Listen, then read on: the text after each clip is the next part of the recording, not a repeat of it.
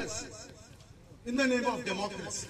Therefore, Election Commission is one of the institutions which are under severe danger, which has already been tarnished. Now again, let me bring, again Ambedkar here.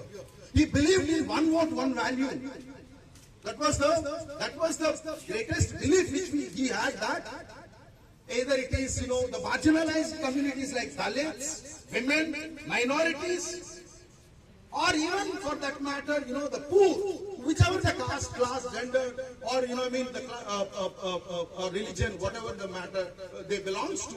That the one vote, one value, which he vehemently, emphasized, which is something to do with the Election Commission. If Election Commission doesn't hear the voices of the opposition, or if it doesn't listen the voices of the people, because thousands of complaints goes to Election Commission when there was any kind of election code of conduct is violated. Election Commission kept quiet. All that who use certain words like mutton, Mangalshoot and Muslims. I don't need to tell the name. Not that I'll stay. None than the person who is to represent every citizen.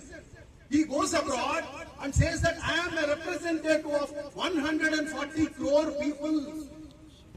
While saying that, do you have any legitimacy to claim when you go to the election campaign, targeting, certain communities, even targeting the constitution, by targeting communities, targeting the basic values that has been enshrined in the preamble, that, that is the state of affairs, and the Election Commission keeps quiet.